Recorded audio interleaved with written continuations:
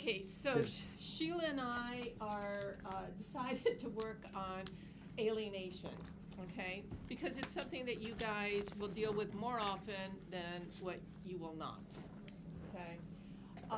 And it's gotten more complicated, I believe, in the time that I've been working, in that the more we listen to the voice of the child, which has become much more prevalent than it used to be, the more confusing it becomes as to whose voice are we hearing.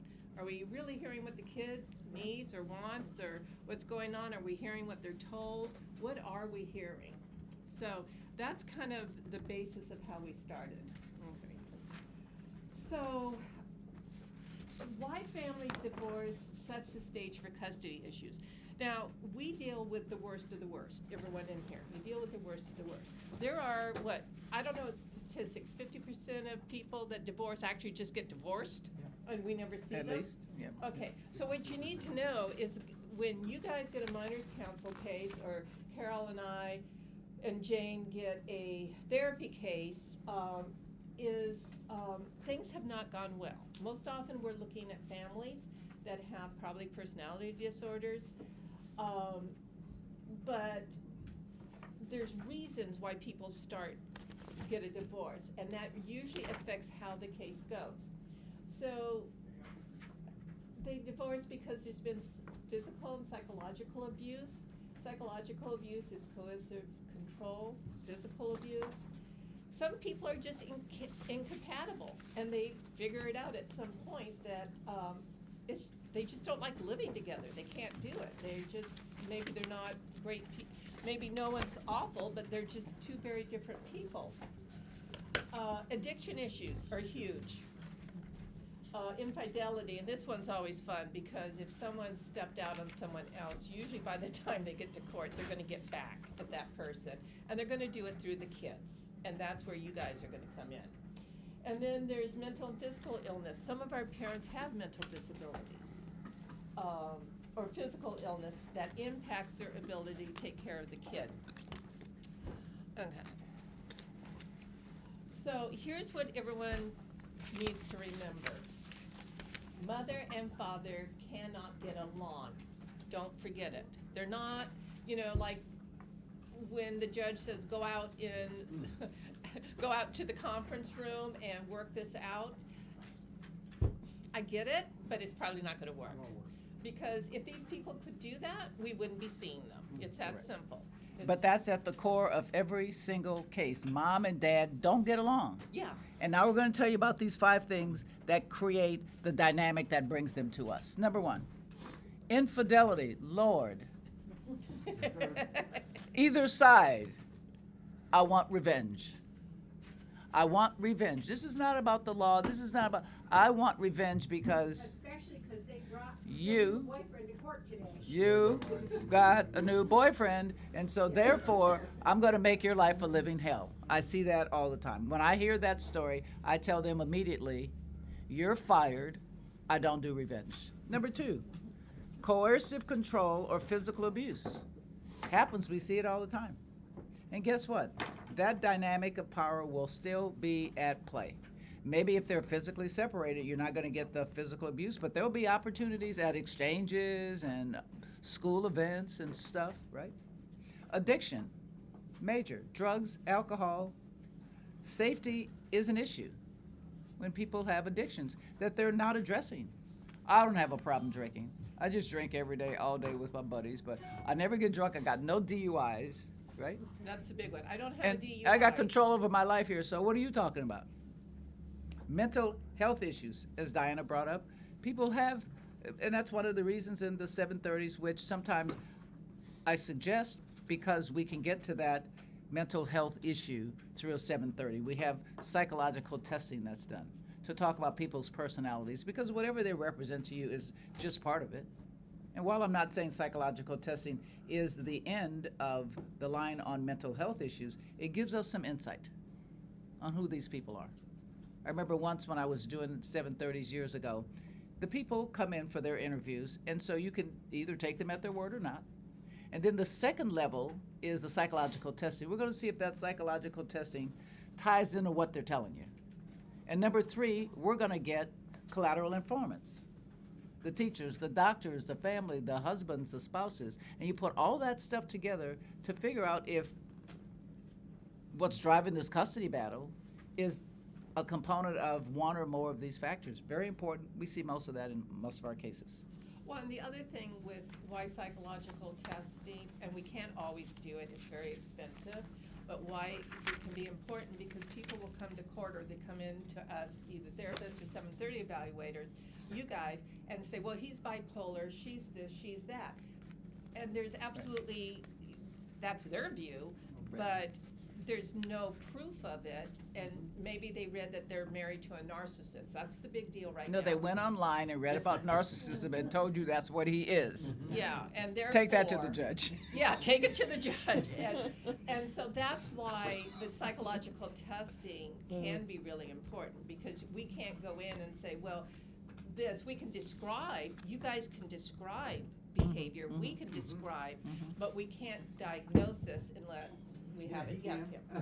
Yeah, I think Kim. the description is way more important than the diagnosis. People get, like right Yeah. now, everybody's an alienator and everybody is a narcissist, right? Right. Yes. That's and I get to hear that they will come in my office, I already know which one you want to check.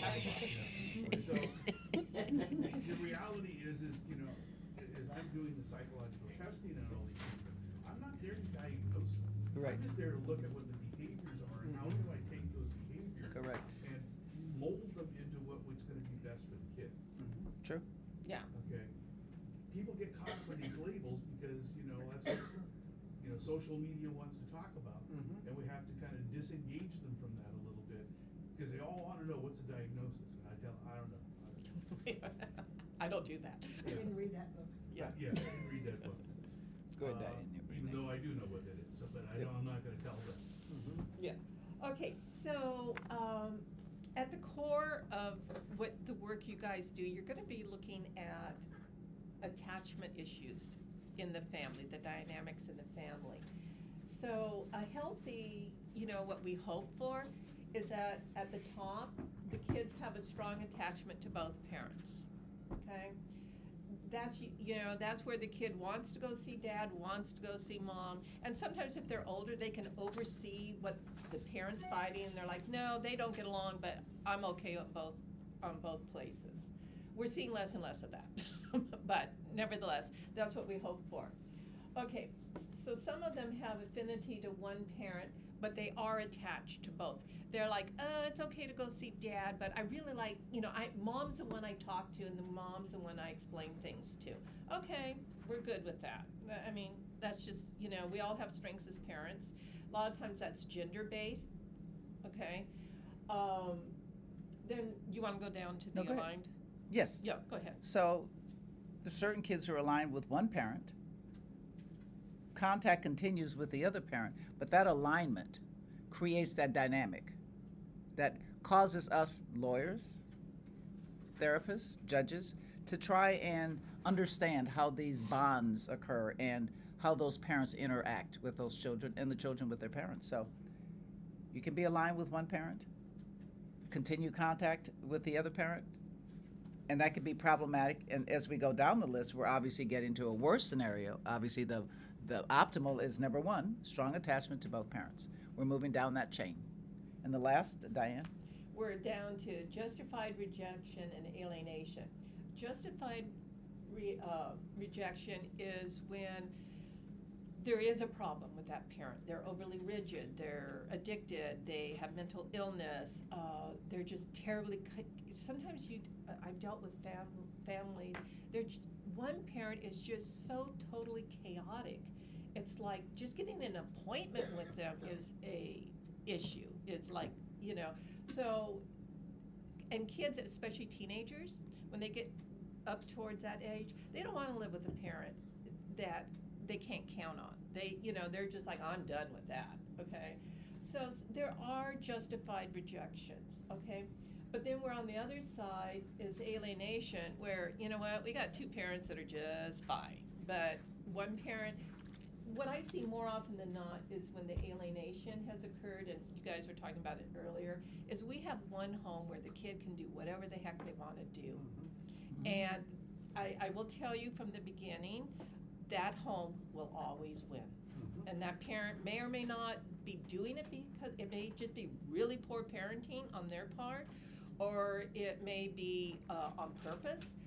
But if you've got kids, I'd say 6 and older and moving down, if they can do whatever, if they can play games till midnight, if they can eat whatever they want, they don't have to go outside of the room, whatever it is, they can do that at one home, and the other parent is like, nope, and overcorrects, they're gonna pick the easy peasy home.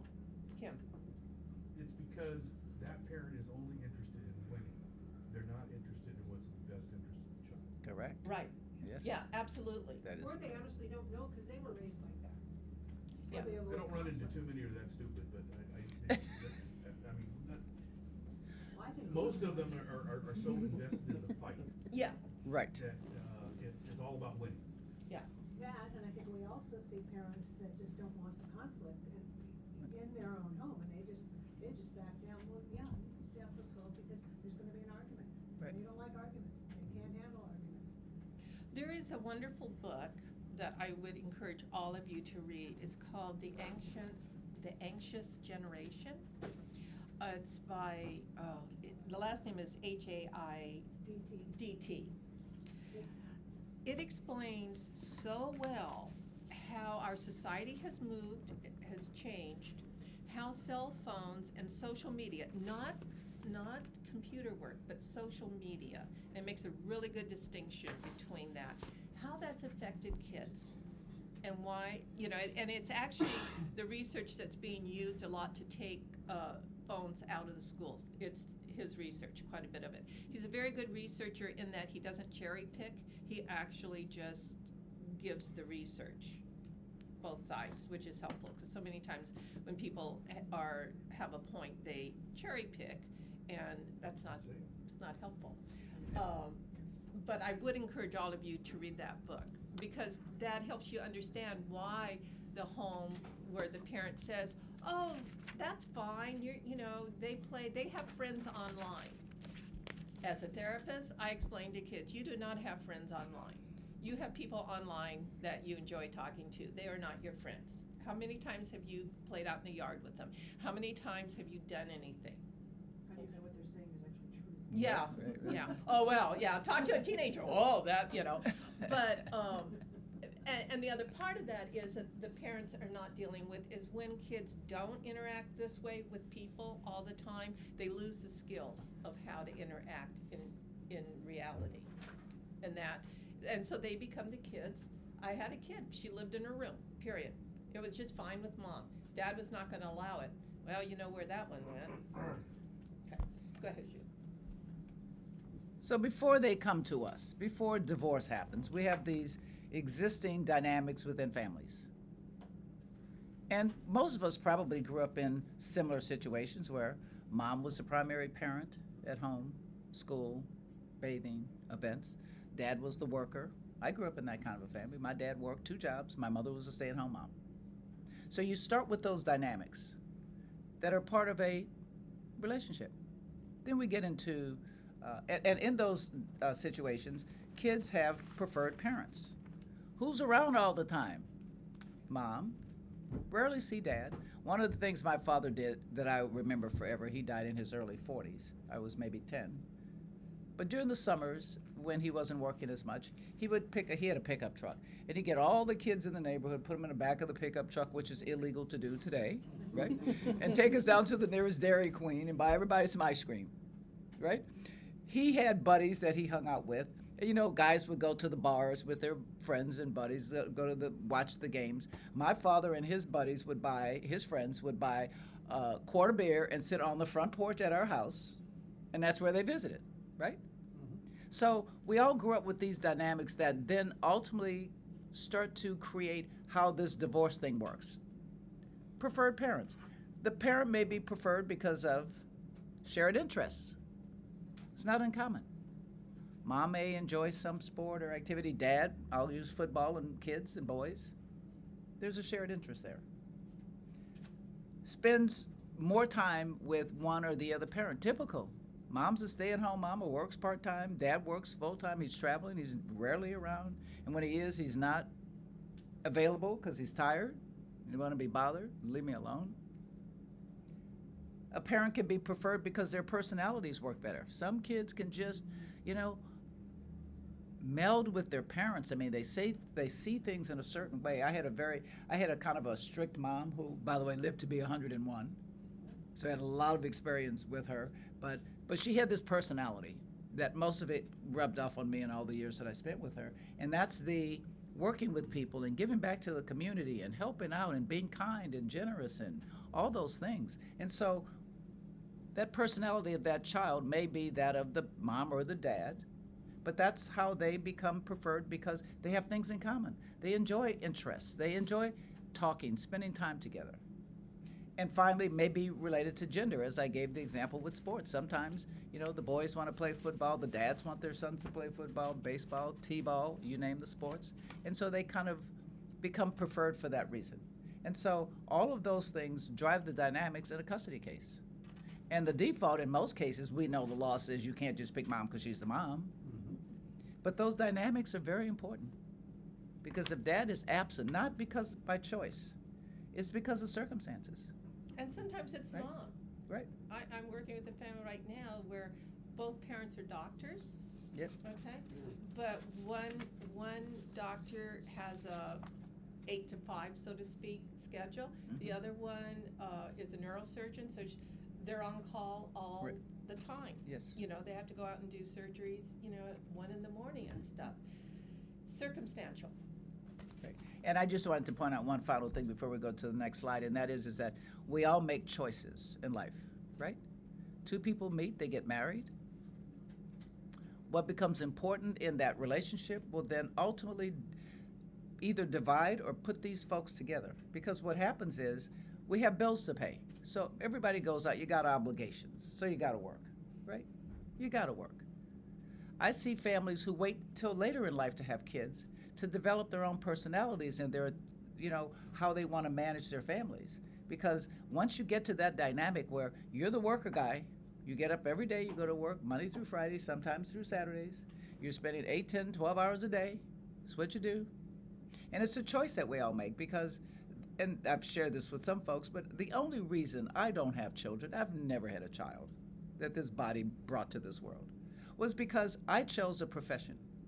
And I never believed that I could do both effectively. How can I be a great parent when I'm working all the time?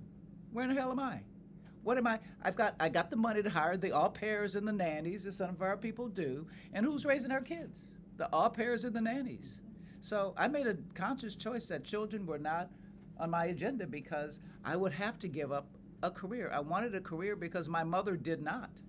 And when my father died after 20 years, she had to go to work. So that was what kind of caused the dynamic for me. But we make that choice to have kids, knowing that our circumstances are such that we have very limited time and, even more importantly, very limited funds. How do you support a kid? Everything is a struggle. You're stressed all the time. You're fighting about money. I mean, really, guys. And all of that gets tied into what we ultimately get.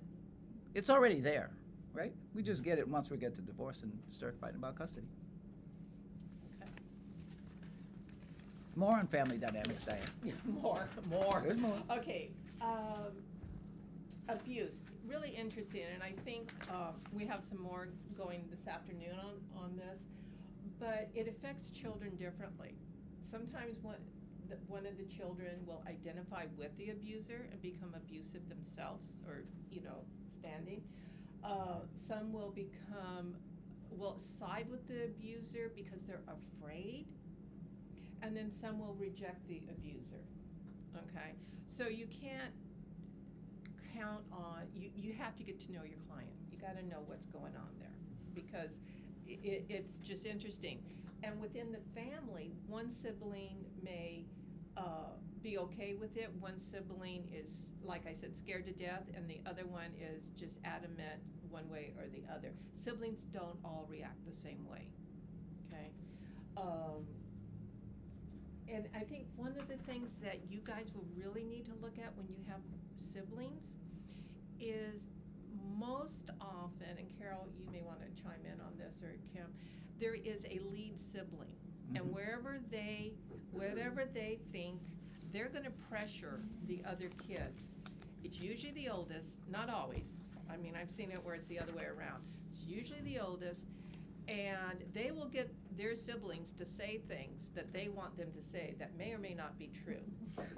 Okay? True. And if they don't do that, okay, and what happens if one of the siblings doesn't follow suit, they get excluded at home. Yep. Not only does mom or dad, whoever is doing the work, give them a bad time, but their siblings, I mean, I have seen it where they have locked them out of their bedrooms and said, you can just go sleep on the floor. You didn't, I mean, I've seen that, you know, where they just, I mean, it's not worth it to the kid. They're gonna go along with the party line because who wants to live in that? And sometimes, and we all know this, that depending on what the abuse is, the child's personality, some kids are not abused in the family or it's not as overt. And so they go, oh yeah, dad maybe smacked me or mom smacked me on the bottom, but it really didn't hurt, it's no big deal. Whereas the younger one who's very vulnerable and extremely sensitive takes the same abuse or whatever level it is, and oh yeah, I was beaten and you know, I couldn't sit down, and sometimes it really is valid that there is a different level of abuse for each child depending on their personality, their behavioral characteristics, and what you said in terms of one sibling being sort of the lead sibling. Yeah. It's not always overt. Sometimes it's covert. Well, you know, dad really loves you, or mom Right. really loves you. That's why they're doing this. So what the message is, as you said, Yeah. you know, you're wrong, and you know, and they don't want, the older ones sometimes don't want a change. What they know, it's not perfect, but what they don't know, and that's scary too. So, Yeah, kids don't like One change. thing that hasn't been mentioned yet, Maureen, is enmeshment. I've had a. We're getting there. Okay, we're good.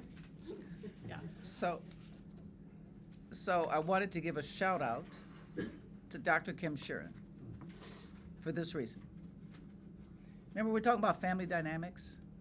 Where else did you get to learn about family dynamics unless you do a 7:30 evaluation? So here's the judge. Y'all gonna do co-parenting counseling. You're gonna go see Carol Bear, you're gonna go see Diana. And we're just dealing with issues.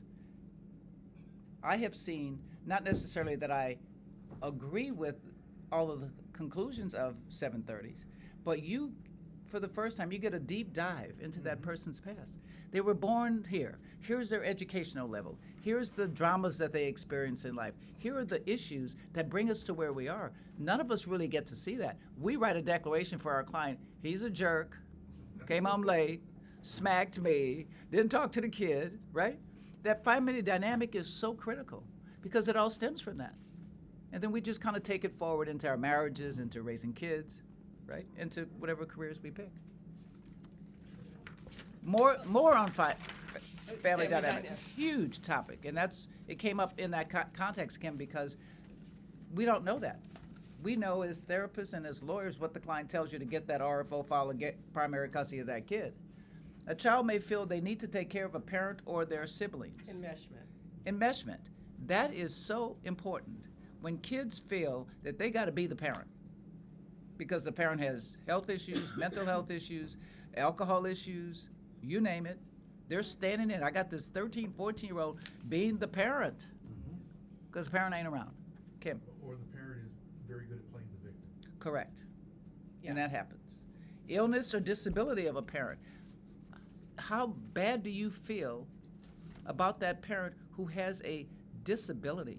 One of my dear friends has a daughter in her probably late 30s now who has 4 children, and she was diagnosed with, I can't, it'll come to me in a second. Very serious diagnosis, okay? These kids, and I've seen her around them, these kids are so in tune with that illness and disability of their mom. She has these ports that she takes medications all the time. She was given a lifespan of 3 to 4 or 5 years, 10 years ago. And these kids feel responsible. Now, for some reason, she's overcome it all. She's recently got married. I saw her 4 months ago at her grandmother's funeral, looking physically better than I've ever seen her looking in the past. And mom came over that, but the kids, so mom and dad go through a divorce. Dad moves to Texas. I'm done. And now she's got these kids who are monitoring her disability and her illness, being very concerned. And by the way, one of the things I saw about her kids, I'm still in touch with them. The oldest may be 20. They are compassionate people. They're compassionate. I've seen them around others. They're not tough kids and, I'm going to lupus. That's what she had, diagnosis. Compassionate. Very sweet kids. They come into my house. Aunt Sheila, how are you? Thank you for the watermelon and thank you for letting us stay at your house and all. But compassionate because they've observed this disability and they see the impact on mom. And they see Dad has left the scene. We're not talking about a custody battle here. Dad wants nothing to do with these kids at all.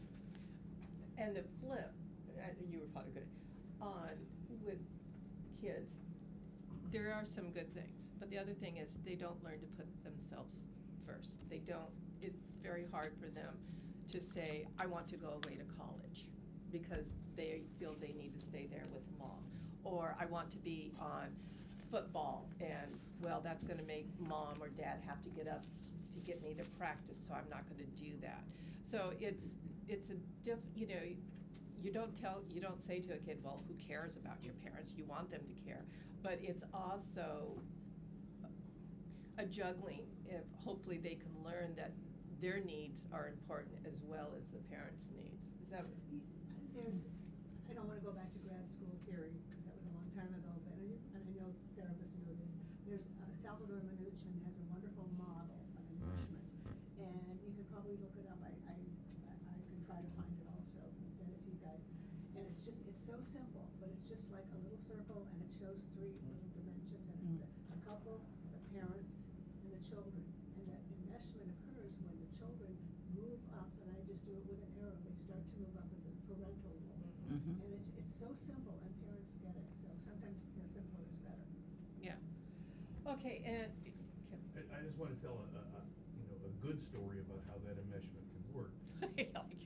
Is that a friend of mine that I grew up with, his mother had I don't even know exactly what her diagnosis was, but she was confined to a wheelchair most of his life. He became a multi-millionaire in designing wheelchairs out in the real world. And he now owns a manufacturing company that all they make is high-end wheelchairs. Nice. So Nice. that enmeshment, can Could, actually yeah. work in a positive. oh yeah. It could. Okay, and this is something, I mean, we all have horror stories on this one, so we don't have to share them necessarily. Extended family members can exert pressure on children. That is an understatement. Mm-hmm. Grandma, grandpa, aunt, uncle, oh my goodness. Sometimes mom and dad aren't doing too bad, but grandma's gonna get in there and she's gonna stir up the pot. And as minors counsel, you guys are gonna have to deal with that. It's huge. So, once, while sitting on the bench, pro tem,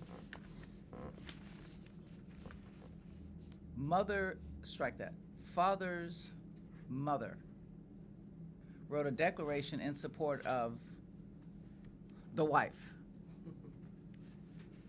I'm reading this. I'm going, really? Extended family members can try to influence the system. They'll write declarations and tell you how bad the mom is if it's the dad's parents. The dad's mother actually wrote declarations about her own son, to which I had to give major credibility. I'm going, really? I mean, God rest his soul, my brother is also passed away. He was a drug addict, right? My mother defended him for his entire life, no matter what he did. Oh, no, not my boy. Well, yeah, that's his picture on the screen at the liquor store where he robbed the liquor store. My boy was with me. And so the extended family people, it can work both ways, but I had that actual situation where the father's own mother had incredible things to say about his personality, his parenting skills, why he shouldn't be a dad, why nobody should leave him alone with any kid, his or anybody else's. And so it works both ways. But parents normally will defend their children no matter what. It was one of the biggest fights I had with my mother. How dare you? He's been to prison. He's been here. He's a drug addict. I mean, give me a break. I mean, help me. How do you? That's my boy. Oh, no, that's my boy. Children may reject a parent for good reasons. Sometimes there's legitimate reasons why you might reject your parent. Domestic violence on top of the list. Whether it's of that child or of the parent, domestic violence, up there. I don't want nothing to do with you, Dad. Overly controlling behavior. Now, we have to control as parents, but there's a modicum of control that we have to have, right? I don't own kids, but I've seen enough to know that you have to have some level of control over your kid's behavior. No, you're going to bed at 10 o'clock. No, but I want to stay up till midnight. No, 10 o'clock is your bedtime. Well, at Daddy's house, I can stay up all night. Well, you ain't at Daddy's house and you're going to bed at 10 o'clock. Carol. We taught a minors council class, I don't remember how many years ago, where Philip Stahl came and spoke. Do you remember that one? Mhm. He's a 730 evaluator out of San Diego. He's moved, I think, Arizona now, but he told the story about a teenager who grew to be like 20 years old by the time the story took place. Dad was extremely emotionally and physically abusive of mother. Mhm. In order to protect the mother, the son decided to go live with mom. And at the end of the story, the son left a letter behind and jumped off the Golden Gate Bridge, Mm. saying, Mm. I did this, I went live with my dad to protect you, and I'm doing this to protect you. Yeah, and I think part of that was he said, I just can't do this anymore. Yeah. Right. Yeah, because, and, The burden. yeah, the burden, and It's tough, yes. And I think those of us, as therapists, that we see sometimes, like I have families, I'm seeing the children of the parents that I saw. I mean, I hope someone got better, but I'm still connected in, probably are too, is the effects on the children go on and on. It doesn't just end with the divorce or end with the custody. Right. You know, and for you guys as minors counsel, it sort of does end. I mean, you know, you do your thing and people move on, but knowing, like, for that young man, the parents had ruined his life and ultimately murdered him. I mean, that's how I look at it. I mean, So another. Yesterday, Right. I Good. had a dad sit in my office. Mhm. The son is about 6, and the parents are in chaos. It never ends. And he said to me, when will this end? The Mhm. dad, I can't take this anymore. When will this end? Right, right. And it's like, I wish I could say when your son is 18, but I can't. So the impacts of domestic violence on kids, as we see in this context, is interesting, but I'm going to give you one of the most extreme situations that I've ever known, and I was personally involved in the case.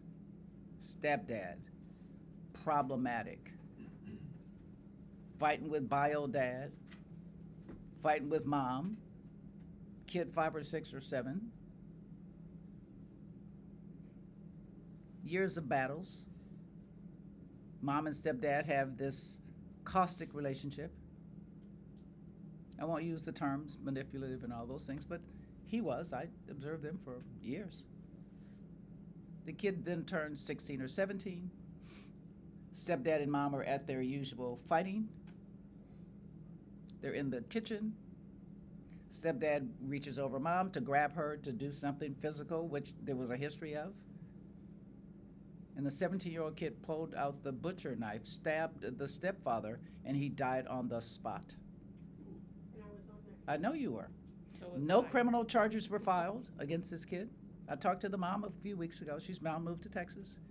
But that kid has to be living with some serious stuff. Mhm. Because on the one hand, and it's not about the blame part of it, but mom was a very intelligent woman. How could you stay with this person?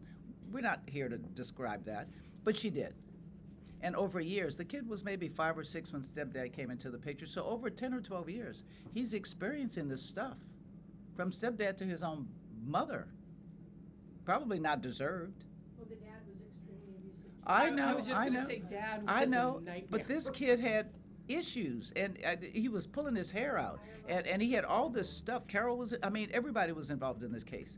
And the end of it was the district attorney's office decided self-defense, no charges. Right decision. However, However, the kid has the effect of this for the rest of his life, Yeah. right?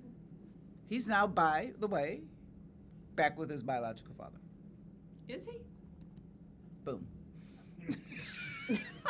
I told you it was a different story. I'm just telling you. Oh, okay. I'm just telling Okay, you. we need to move on, did we? We do. We're moving on. Okay, where are we? So we're still in. We're at 10, okay, right, well. yeah, we're in- okay, yeah. So. So you start there. We can kind of go through this kind of quickly. The alienating behaviors of the other parent, okay, they're making up unfounded allegations. They constantly badmouth the other parent, constantly. That other parent can do nothing right. And what I have seen so much is they also badmouth the other family, so that the child starts not seeing their grandparents, not seeing their aunts, not seeing their uncles. It's like a whole thing. They're done. That whole side of the family's bad. Even though maybe that's where they used to always spend Christmas and stuff. No more. Enmeshment, interference with the other parent's parenting time. Everyone's seen this. They can't agree on, one of them signs them up for soccer, and that every single practice is on the other parent's time. Of course. Okay. And the other parent can't do it. Or, it just goes on and on, those kind of things. It's interference. Yeah. They force the child to choose a side, and sometimes it will be amazing how stupid these parents are. They will say that to Right. you. The kid needs to choose. Pick a side. Pick a Yeah, side. Right? and you're like, what? Yeah. And they treating, and this is becoming more, I see it more and more, treating the child as they are an adult. It is one thing to ask a child what they think or feel or preferences. It's another to have the child make the rules of the house, because they're not capable. They are children. Even though our 14-year-olds don't believe they're children, they still are children. They don't have good judgment. Right. Doesn't mean they don't know what they want, and that we don't need to hear that, okay? But it doesn't mean that needs to be the deciding factor. Okay. So, what do we do? David, this goes back to the case you talked about earlier. What do we do when we see these dynamics and we're in this custody battle? We have minors counsel and therapists and 730s. First and foremost, clear, detailed court orders. You can't give these people wiggle room. And some don't, and sometimes it Right. doesn't matter, like Judge Cho said, you Right. will. Right, I never Right. got to tell what the end was. right, Kid walked out of court, right. went to Dad's house and promptly ran away. Never went back, even Right. though she was ordered by Judge Cho. So the detailed, in the details. So if you got a normal family, and we know we don't see many of them, you can be a little not as specific about every little thing. But in these situations, you have to have detailed orders. What time they get picked up. I had a judge once who had to decide what time that kid went to bed. The dad wanted the kid to go to bed at, the judge goes 8 o'clock. Listen up, 8 o'clock. I've had cases where judges have had to put in what we call an exchange monitor. So this person meets you at your car, and you park on the other side of the car, and you give them $300 or whatever, and they walk the kid from this car to that car because they couldn't get along. You have to have details in those orders. And even, as David talked about in his case, and I've seen it a few times, even with that detail, sometimes we fail. Sometimes we fail. Is that an order? It's not you? Yes, ma'am. Ms. Chris? No, I'm good. Oh, She was it's- stretching, right. sorry. It's not you, David. It's not Virginia. It's not me. It's not Carol. There's certain things that we just can't fix. You can have all the specific orders. You can change custody 5 times. You can, take the kid away. Back, I forget the therapist years ago who felt that the answer to alienation was to remove the child from one parent for 90 to 120 days, and let's see what happens. What was his name? I can't remember it, but he was very controversial at the time. And the problem, so I'm in a case in which a judge did that. My client was the offending parent. This is years ago. Clearly. You're gonna go stay with your daddy. Okay? Day 1, hour 2, kid runs away. Dad finds him. Day 2, hour 1, kid runs away. A week later, Dad comes to my office and he goes, and he wasn't my client. I'm done. This kid is so far alienated and so enmeshed with his mother that no number of court orders is going to work. The kid's like sneaking out of the bedroom window in the middle of the night, at midnight, leaving the house. I mean, what do? You can have all these rules, but it doesn't necessarily help. Mental health professionals, while I love mental health professionals, there are certain cases that we just can't fix. I have a client right now, lovely lady. We need co-parenting. I go, really? Are you, my normal words, are you a dumbass? I mean, this is never going to work. She wants to try and co-parent with a guy who's not capable. And then he won't sign up for the classes. He won't show up. He talks crazy to her when they're in there and go, why would you expose yourself? This is not working. It's never going to work. Mental health professionals are great, but you know what? There's certain people who will just not, they'll listen. They'll take in what they want, but they're not going to change their behaviors. Diane? Yeah, well, one of the things about co-parenting classes and whether they come to me, they come to Carol, they go to Kim Phillips for solutions of the family. Some people really do want to like that, but most of them they're check marking. And it's a waste of time and it's a waste of energy. It's a little bit harder to check mark with Carol and I because we see people individually, so they're like right there. In a class, it's really easy to check mark. They just show up, they could care less, they think it's stupid, they go, but they did what the judge said. They're ordered to do therapy of some sort, and the kids don't really want to do it, but they're ordered and they go. Do you have what percentage of them actually participate or just sit there and say nothing, or, once you get them there, are you able to get them to interact? Because that's the thing, is you can order somebody to go to therapy. Yeah. You can't make them. Make them get a benefit from it, or do anything. Or participate. Yeah. It depends. I think it depends on the instructor. Well, and I think it depends just where they are, too. I think it depends. We have a thing up here. You've got to work with mental health professionals that are trained in this. Because if you just pull off a mental health professional off of the insurance, things may get worse. Because, Carol and I, Jane, Kim, we've spent years doing this and in classes. So we don't get pulled in one way or the other. And it's, until you don't know. But I've had kids that come in and it's this. Okay? Well, and if you sit it out with them, usually they break. If you just sit there with them, after a while, they'll break and they'll talk. Some of them, they're just not going to. I had a kid it's been 2 years ago. He was just a nightmare. He'd come in and talk, but he wouldn't do anything. He'd go take a break, go in the bathroom, and he'd smoke weed. And then I'd have to go in and well, that was my issue because I don't like weed, But he'd do that. But he wasn't gonna, Right. And his sister was doing okay until they went home one day because I'd really given it to him because you just don't smoke weed in my bathroom. You just don't do that. And I told him. Have a glass of wine, yes. Yeah, maybe. Maybe But- bring a flask. Yeah, but and he was a kid that his mother let him do anything he wanted because it wasn't worth it. He was a hard kid. It wasn't worth it. And Dad, who happened to be a school administrator, was not putting up with it. So obviously nobody wanted to talk to Dad. But daughter was doing okay. I gave the kid a bad time one time. The daughter came back next time and said, I'm done. And she would not talk to her dad on they wouldn't let the dad in. They would come if I didn't have Dad in the room, if we put him on the computer, did telehealth with him. All right, well, no, I'm not gonna sit, I don't want him to see me, I don't wanna see him. But that was all pressure from Mom and from the kid. So to answer your question, it all depends. Because I'd say, Kim, more often than not, we probably make a breakthrough with the kids, I think, or some. Yeah. I don't know if we do any good, to be honest, sometimes, other than we're a place that the kid can have safety, like we were talking about. And sometimes some of the parents, they're gonna come around and hear things. But, it's like you said, you can't make people do therapy. Right. But it gives them the opportunity, and I think it does help, gives us a chance to try to do something. As opposed to just going, well, we're throwing these people, the kids away.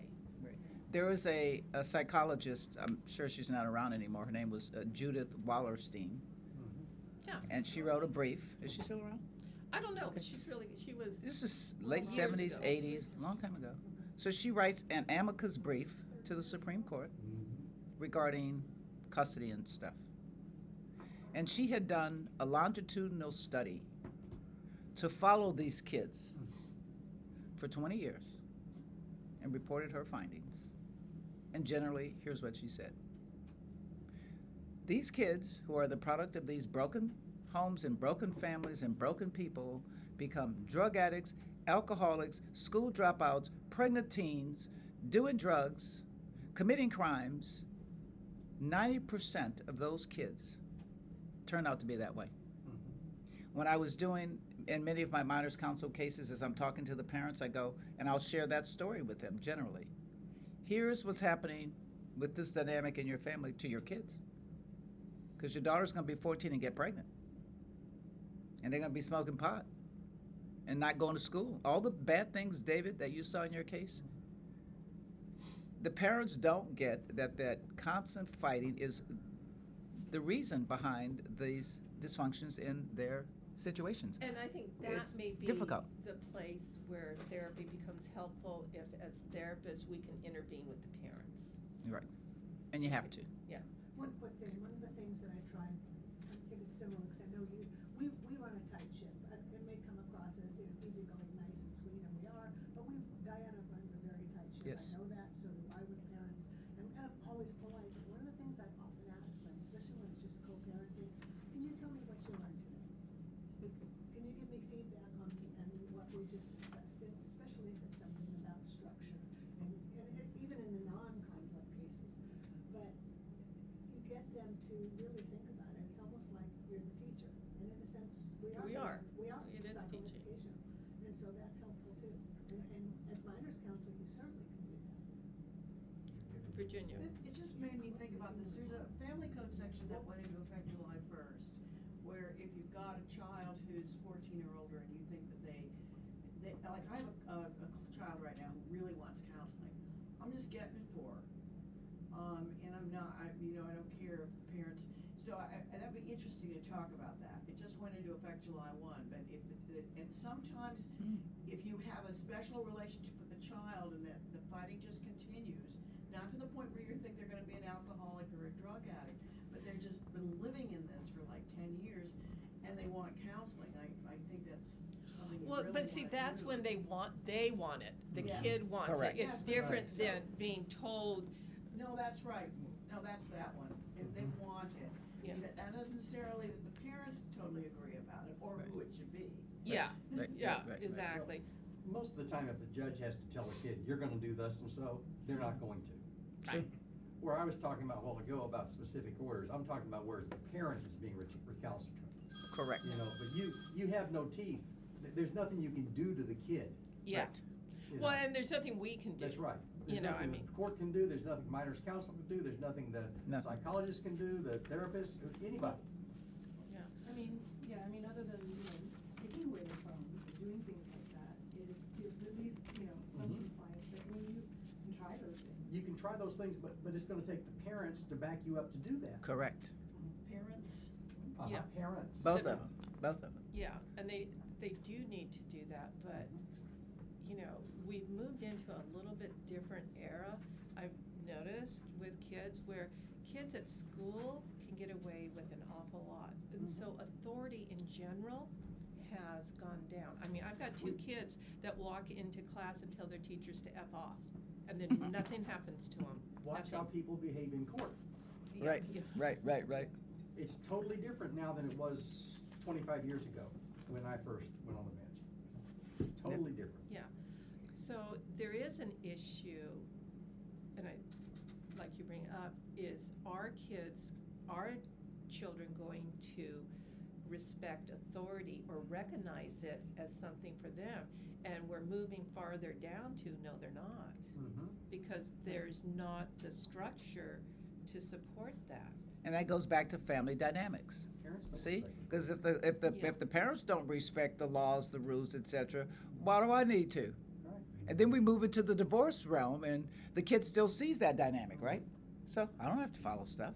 I don't have to do anything. I looked at some of my kids, and Carol was on this case, and most of her bad cases I ended up being minors counsel on. But these kids were unruly. I have never seen two kids like these kids in my life. Oh, we have. You've heard of child abuse, right? I'll put it in quotation marks.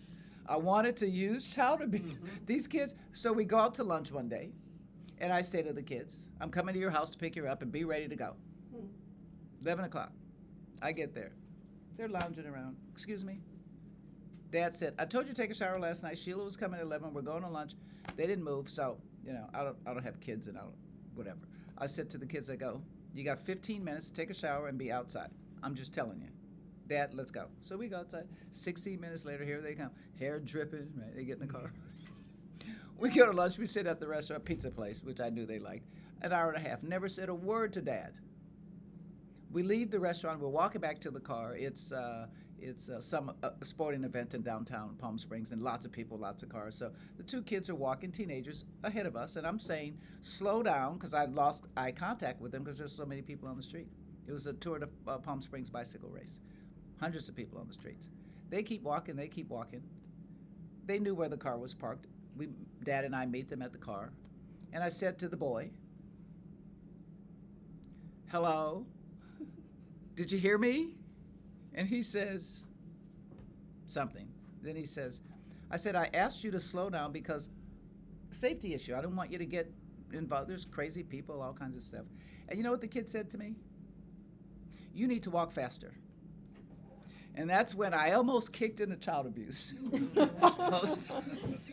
Because if that had been my kid, Oh, and I remember how we were raised, back in the days when you could abuse your kids. It was like, this kid is like, "You need to walk faster." I go, "Dude, I'm a marathon runner. I can run you out of town." He's going, "You need to walk faster." He got in the car, and it was like, really?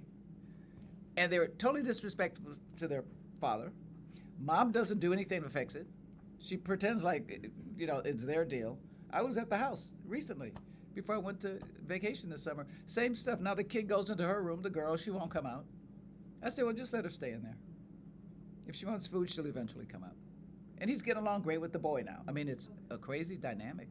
And because I have friends who have kids, I call the ladies here, and mostly Carol, who's my co-buddy in these cases, and I'll say, how do you handle this? What do you do with a kid who talks back to you? Who doesn't respect authority? What do you do with that 14-year-old kid? And there's not always a good answer. Because There isn't. Because our parents would, that old saying, "You're going to end up in the middle of next week," Uh-huh. Yeah. which is how most of us were raised. And I'm not so sure that was always bad because And- these kids have right. no concept of Right. And there's a consequence. And if my mother cooked food and you didn't want to eat it, here's what she would say. "It'll be on your plate in the morning." Well, I was never good, but my mother had the look. Oh, my mother had the look too. All you have to just give that look, baby, and I'm telling you, you just straightened up. It was Let's move on because we're almost That done one here. case, the boy said to my client, I represented Dad, Yeah. "Well, I'll come live with you if you take me to Italy this summer." Yes. Oh, that. That one, everybody in the valley's probably heard about this one. So, if the reason the child is resisting visitation is legitimate, maybe the parent has drug issues, alcohol issues, abuse issues, called protective gatekeeping. You start with education and therapy for the rejected parent, right? Right. Then you use, and it's important to have experienced mental health professionals to work with the families, because that's a whole dynamic that needs to be addressed. If you don't have the whole family involved, Right. it just doesn't work. Right. And it may not work with that, but it doesn't work. We used to, protocol was you worked with the rejected parent and the child. Well, Right. that was a big waste of time, and Correct. research came out and said we could stop doing that now. Right. But you have to get everyone involved. It's Diana, just, can you talk for a second about that wonderful course that we did online? I think it was during COVID, about dealing with the rejected parent, that you have to have the favored parent buy-in. Are you- yeah. Yeah, it's where we live. What Carol's talking about is the point, just so you all That's know, right, FCC. if you refer to family therapy, do this with your family. Our point is to get the favored parent to support the unfavored parent Mhm. with the children. Because if that does not happen, we will go It's nowhere. not gonna work. Okay, and sometimes it works, and sometimes it doesn't. I'm not gonna, I'm not gonna say because someone gets referred to us, things are gonna get better. We try, but that is our point. That's what. So, but I again think it's helpful for you guys to know if you've got a really personality disordered parent. I mean, like some of the people we talked about. It's not. We don't even need to start. Right. Because it's a waste of time and money if they're really disordered. It's worth it if it feels like maybe there could be some movement, or there's orders that are like, if you don't do this, then you're gonna be in Here's trouble. what's gonna happen, yeah. Yeah, something bad's gonna happen. Yeah. But when you've got really badly disordered, personality disordered parents, there's not a lot anyone can do. It's like what David was dealing with. Go ahead. I want to echo this part about the experienced professional here, therapist. Yes, yes. You guys are very lucky you have these two here, Mhm. you know, in the desert, because I deal with evaluations pretty much for half of California, and I get to see a lot of therapists. It's just it was the safest side of the couch for them to be on, Mhm. and they don't have the training and the understanding to be able to do, you know, this kind of work, because Yes. this takes very specialized people to do. Sure. Okay, otherwise what happens is you get the therapist advocate routine, Mm-hmm. and that's not helpful for anybody. So I tried a little experiment with the kids who didn't want to spend time with the daddy. And I said, Mom, bring them to my office. She did. And both kids sit in the room, and I had Mom tell these kids in my presence, it's okay to spend time with your father. Right? I wanted her to say it in my presence. Because many times kids don't want to go because they know that favorite parent is going to be upset with them because maybe they had fun at daddy's house. He took them someplace fun and they laughed, and they go home and they can't talk about that because mom's not going to like that. I made the mom tell those kids it's okay. And by the way, at first she wasn't real genuine. Took about 10 minutes. I said, no, say it differently. Say it again. Look at him, look at her. I mean, really, it's okay. It's okay. The boy has now flipped around. He's spending time with his dad. The girl is gone in her room, and she won't come out, and she'll stay there for the whole weekend. And I said, let her. Eventually, one day she'll come out, or she can just stay in the room. Here, we also talk about this, the protective gatekeeping, and that is that you slowly integrate that rejected parent into the child's life. While we know that there are legitimate reasons for not visiting, you gotta slowly bring that relationship back. A few hours, some monitored visits, meeting in a restaurant, stepping up programs. Many times our mediators will make a recommendation for step-ups, and I've always had problems with them because they'll do like a step-up from A to Z in about 6-8 weeks. I don't think so. I mean, it takes a period of time. And when I do step-ups, I want to monitor those periods. Let's see how phase 1 went. Okay, before we go to phase 2. Maybe you can't get to phase 2 yet. But I think that's important to, and then move it into overnights, and then ultimately into weekends, and then ultimately into normal schedulings. But they have to have that step-up plan to get that rejected parent back in those kids' lives. And we can't control what the parents say. We know that. I'll tell my parents, don't say that to the kids. Well, I ain't at their house. I don't know what the hell they're telling those kids. They probably are, because this is the battle I want to win.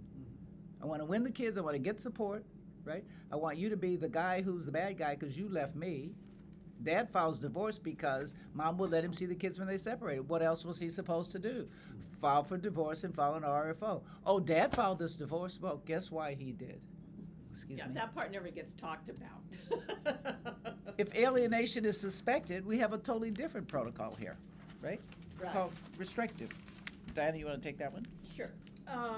Okay, so a lot of this falls on the bench. We need good orders from the bench, okay? Because if there's no consequences for the parent, they're not gonna do anything. Correct.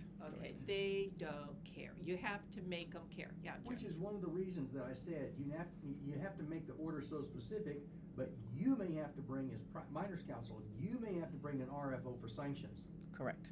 And counsel, don't do contempt. Right. You'll never get a contempt. Right.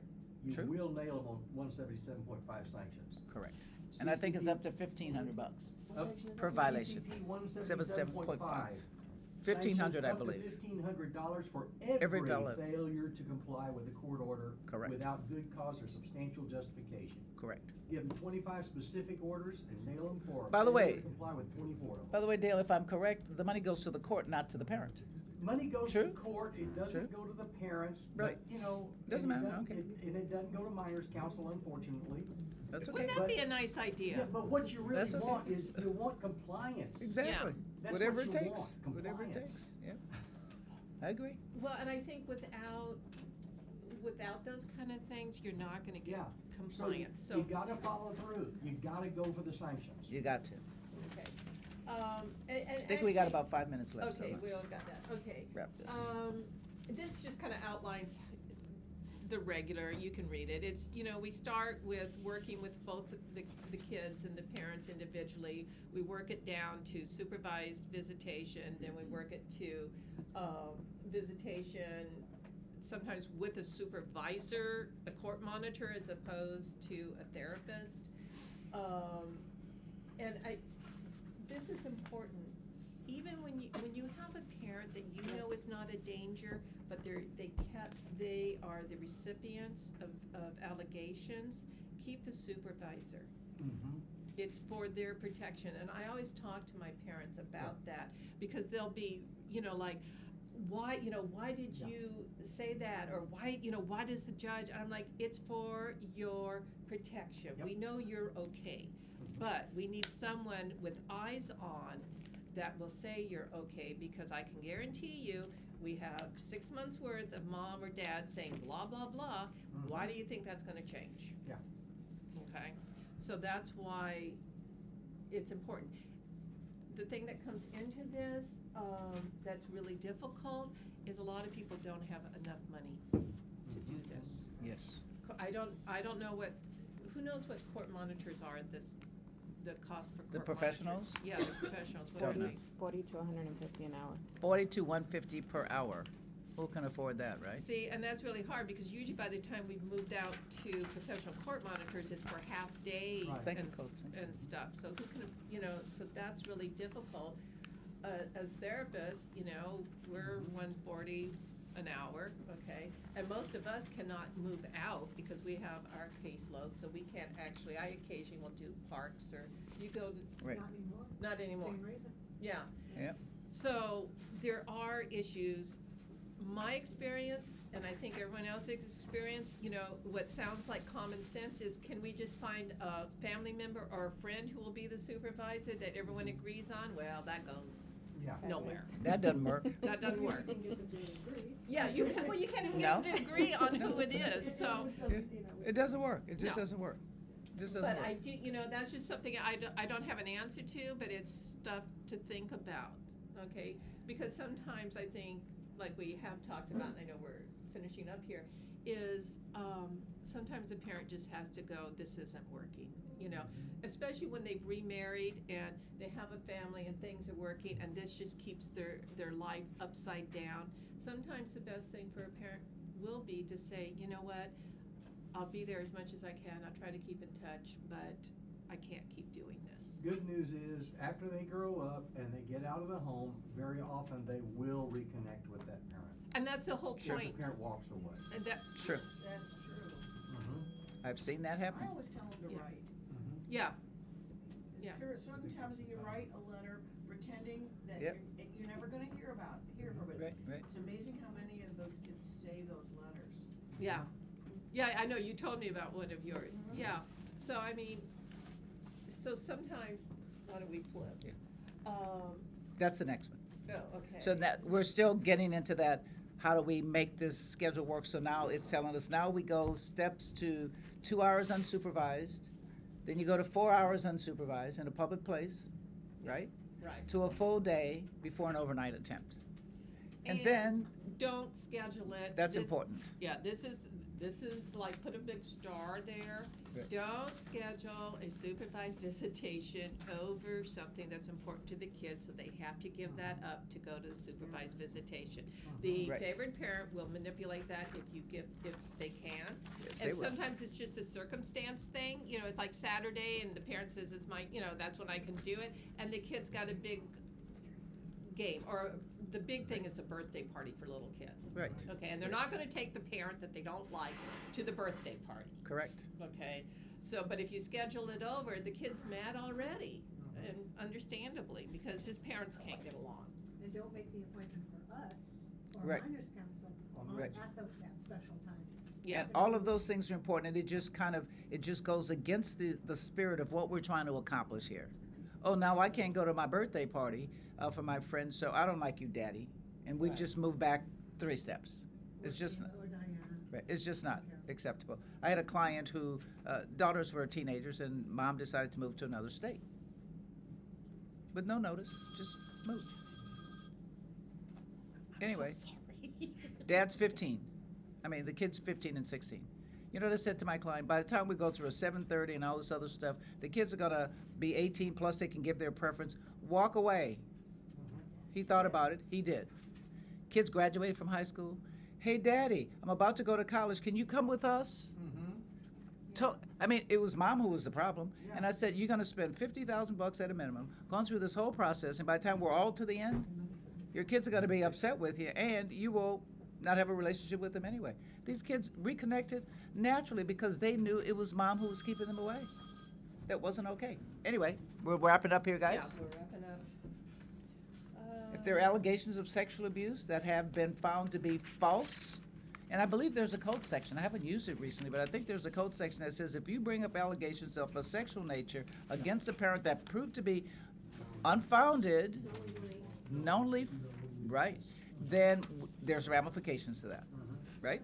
Has anybody had any experience with that in court? 23118 trials going right now. Having those allegations, right? So once but have you had one where We're they, trying to prove knowingly. So Dr. Yeah, Tyler see? does an interesting There you go. one.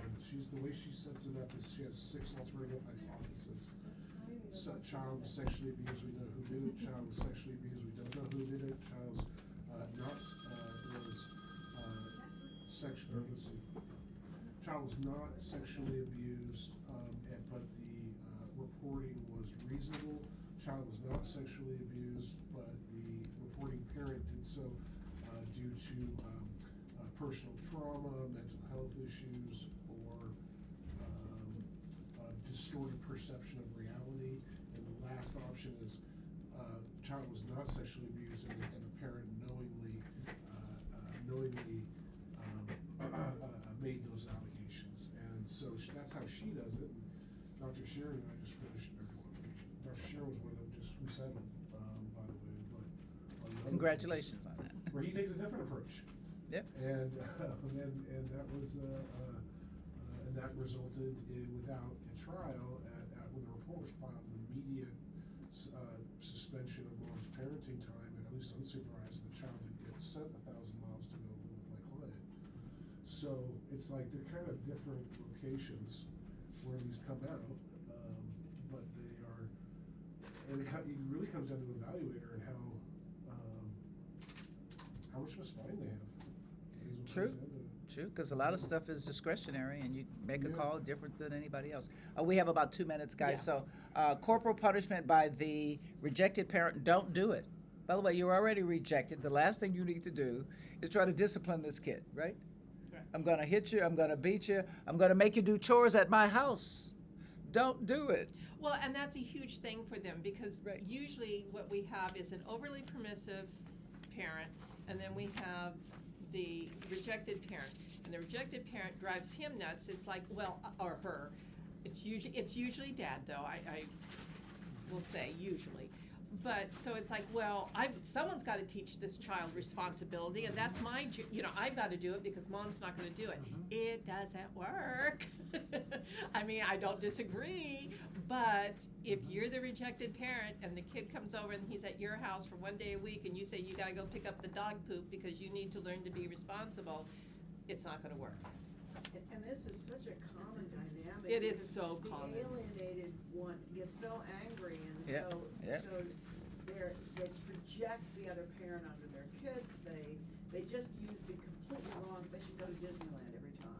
Yeah, okay, yeah, it would be better. I told Well, them, get in I- the car, go to Disneyland. I have told parents, like, it's okay, go do something fun. They're like, well, they misbehaved at mom's house, and I'm like, it was at mom's house, let her deal with it. It's your time, go have fun, you know, and they're, you know, of course, then the kid's like, well, I can do anything I want, and then go have fun, but what the heck, I mean, some of these families you cannot fix. It's exhausting.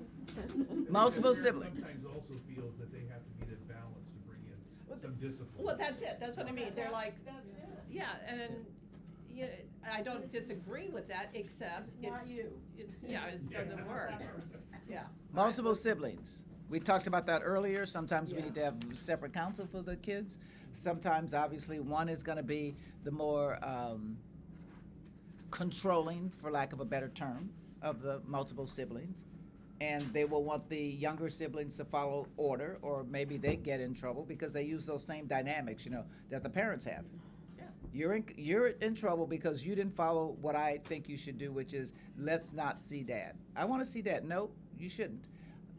That's a very difficult concept, and when you've got the multiple siblings, it's very hard. It's hard. They don't always disagree, but in those that do, and I've had a few of those, it is grueling to see how one impacts the other and their dynamic. So, outcomes. Very difficult outcome, very difficult cases, all of them. Positive outcomes depend as much on circumstances, personalities of the family members, and the age of the child as they do on appropriate court orders and competent therapeutic interventions. Sometimes, especially with the older teens, 13 or 15, the goal becomes to keep a thread of relationship so that when the child matures, they have something to come back to. And that was an example that I gave you. My client backed away. He didn't create any issues. He just let it go, and the kids came back.